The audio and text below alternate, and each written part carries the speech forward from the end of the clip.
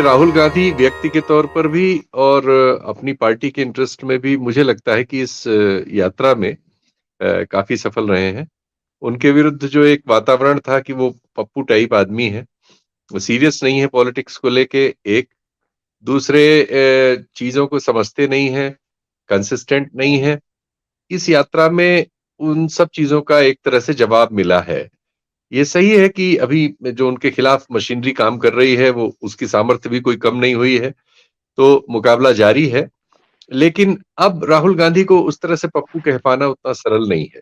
पूरी यात्रा उन्होंने एक टी-शर्ट में काट दी। वो टी-शर्ट जो पहले उनकी यात्रा के शुरू के दिनों में एक मुद्दा बनाने की कोशिश हुई आईटी सेल द्वारा, आईटी सेल यानी बीजेपी का आईटी सेल। वो चीज़ उन्होंने पकड़ ली और वो पहने-पहने श्रीनगर तक चले आए, जहाँ इस समय आज तो टेम्परेचर 2 डिग्री सेल्सियस है और कल भी 3 था, कोई ज़्यादा फ़र्क नहीं था, बहुत ठंडा है। और ऐसे में वो प्रेस कॉन्फ्रेंस में भी कल आए थे शाम को तो टी-शर्ट में ही थे। आज उन्होंने ज़रूर कुछ कपड़े पहने हैं, चूँकि बर्फबारी हो रही थी और पानी भी बरस रहा था, ये सरल नहीं था। तो एक तो ये हुआ। दूसरे एक चीज़ नज़र आई जो बहुत फ़र्क कर रही है उनके पुराने व्यक्तित्व में, डिटर्मिनेशन बहुत स्ट्रॉन्ग नज़र आ, कॉन्फिडेंस बहुत है। ज़रूर हिंदी उनकी मूल भाषा नहीं है, अंग्रेज़ी में वो बहुत तरल हैं और बहुत बिना किसी मौका दिए हुए आलोचना का धारा प्रवाह होते हैं। हिंदी भी खूब बोलते हैं, अच्छी बोलते हैं, लेकिन हिंदी में कई बार आईटी सेल वगैरह के लिए कुछ मसाला उन मिल जाता है। लेकिन वो बहुत क्लियर हैं क्या कर रहे हैं। सवालों के जवाब देने में ज़रूर उनकी टीम उनकी मदद करती है कि किस तरह से सवाल ऑर्गनाइज़ किए जाएँ वगैरह-वगैरह। लेकिन वो जवाब दे लेते हैं और ये 13वीं प्रेस कॉन्फ्रेंस थी जो कल हुई। 15-16 क्वेश्चन लिए उन्होंने। ये ठीक है कि आयोजकों ने शुरू में ही कर दिया था कि जो कश्मीर के पत्रकार हैं, उन्हीं को प्राथमिकता देंगे और उसके बाद समय बचा तो जो देश भर से लोग आए हैं, उनको मौका देंगे। लेकिन कश्मीर के ही पत्रकार पूरे नहीं हुए। लगभग सारी बातें हुई, जो हो सकती थी, उनके ज़रिए भी हुई।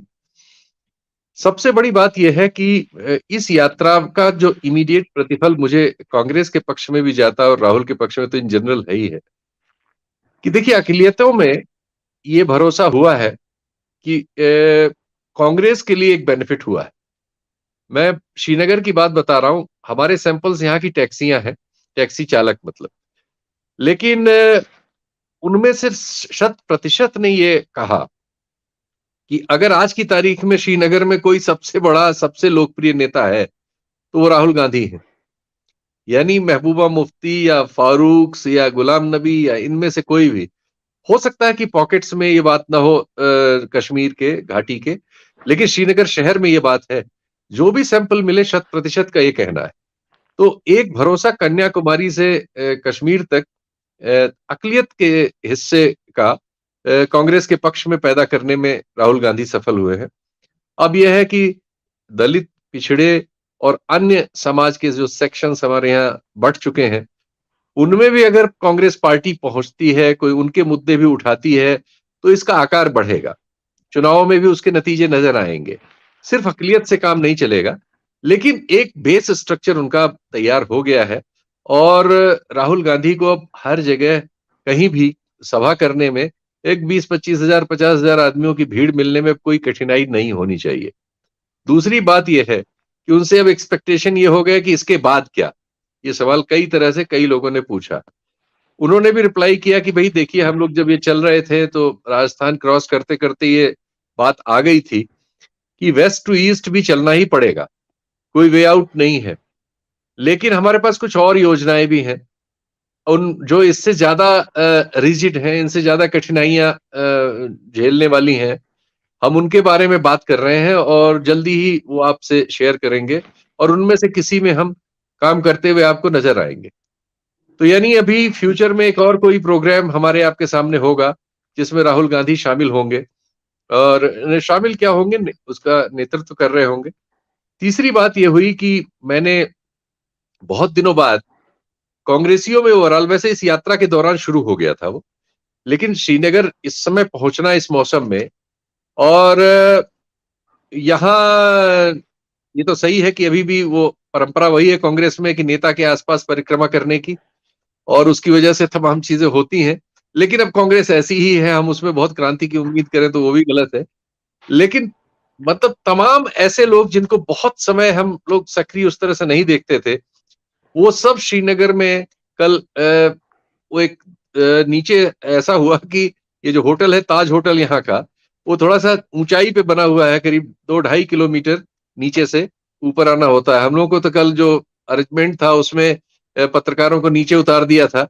बहुत सारे लोग इतने स्वस्थ तो नहीं थे, लेकिन उनकी भी परीक्षा हो गई कल। वो 3 किलोमीटर खूब ठंड में चल के ऊपर प्रेस कॉन्फ्रेंस के स्थल तक आना। और फिर क्या हुआ कि वहाँ पूरे देश के कांग्रेसी जो हैं, जिन्हें आप कह सकते हैं कि बहुत सारे उसमें छुप गए थे पिछले दिनों कांग्रेस की पराभव देख के, वो सब मुझे आते दौड़ते और कोशिश करते हुए कि राहुल गांधी के आसपास वो नजर आ जाएं। और वो एक दावत दी थी आपके जो नए प्रेसिडेंट बने हैं खड़गे साहब ने कल, उसके पास को लेके बड़ी मारामारी थी। हालांकि उसमें पत्रकारों को नहीं बुलाया गया था, लेकिन यह है कि जब लोग आ रहे थे तो बहुत सारे लोग बहुत सारे लोगों से मिल भी रहे थे। तो देखिए जी, कांग्रेस में भी एक रिजुविनेशन पैदा करने में ये यात्रा कामयाब रही है। जो जी, कांग्रेस में हताशा हो गई थी, उसमें एक रिजुविनेशन है। ये पल्पेबल है, नजर आता है। और अगर ये अगला कार्यक्रम भी अगले 2-3 महीने 4 महीने में लेती है, और इस बीच राहुल गांधी ऐसे ही प्रेस कॉन्फ्रेंसेस और दूसरी एक्टिविटी में उपलब्ध रहते हैं, एक कंसिस्टेंसी बनाए रहते हैं इश्यूज पे बोलने की। हालांकि 370 वाले सवाल पे कई बार उनसे सवाल हुए, उस पे उन्होंने एक सावधानी भरे जवाब से अपने को बचाया कि हमारी पार्टी के पोर्टल पे और सब पे हमारा जो स्टैंड है वो मौजूद है, या आप अपना ईमेल दीजिए तो आपके यहाँ भिजवा दें। कुछ लोगों को उन्होंने ये उत्तर दिया और इससे बचे वो। लेकिन उसको अपना जो उन्होंने जी, कैमोफ्लेज किया था, या जो उन्होंने सीधे अपना उत्तर तैयार कर रखा था, वो यही था कि कश्मीर में चुनाव होने चाहिए, लोकतंत्र बहाल होना चाहिए। जब से दिल्ली में सरकार बदली है, लोकतंत्र यहाँ से गायब है। सबसे बड़ा सवाल वो है कि यहाँ की जनता अपना रिप्रेजेंटेशन कर सके। उस सवाल के नीचे उसको दबाने में भी वो एक हद तक सफल रहे। वही एक सवाल मैं कह सकता हूँ कि पूरी प्रेस कॉन्फ्रेंस में उनको थोड़ा-सा जी, वो करने वाला था। अदरवाइज़ बहुत कॉन्फिडेंट, बहुत क्लियर इश्यूज़ पे उत्साह से भरे हुए, हिम्मत से भरे हुए, और इस मौसम का सामना करते हुए एक विपरीत जी, राहुल गांधी नज़र आए। उसमें आज जो उन्होंने भाषण दिया उसके बाद, जो पूरी बर्फबारी में था, हम लोग तो पहुँच नहीं जी, पाए उसमें, क्योंकि एक सेक्शन को लेके एक ही बस यहाँ से जा पाई थी जहाँ इन्होंने रुकने का इंतज़ाम किया था, और कुछ लोगों को लेके वो निकल गई थी। और उसके बाद हम लोगों का नंबर नहीं लगा, लेकिन वो तमाम लोग उसमें से एक प्रदीप तो मैं देख रहा हूँ आगे आपके कार्यक्रम में बताएँगे। जो लोग वहाँ पहुँचे, वो बता रहे हैं कि वो कितनी टफ कंडीशंस में उस सभा हुई। हुँ, मुझे ऐसा लग रहा था सुबह कि ये सभा कैंसल हो जाएगी, क्योंकि बर्फबारी खूब हो रही थी। लेकिन उन्होंने इसमें भी सभा जी, की। डिटर्मिनेशन को बता रहा है, ये दूसरे राहुल गांधी को बता रहा है। वो खुद ही कह रहे हैं कि राहुल गांधी तो, जैसे उन्होंने कहा था प्रेस कॉन्फ्रेंस में, राहुल गांधी तो गया, मतलब ये कोई और है। तो और उन्होंने जी, तमाम धार्मिक प्रतीकों पर, खासकर शिव पर बहुत क्लियर बातें की, हमारी माइथोलॉजी से निकाल के, और देश भर के संतों वगैरह का उसमें जिक्र किया।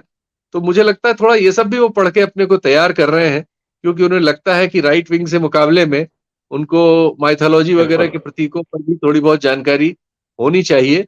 तो वो शायद उनकी टीम उनको करा रही है या वो खुद कर रहे हैं, पता नहीं। लेकिन उन चीज़ों पर भी वो गए।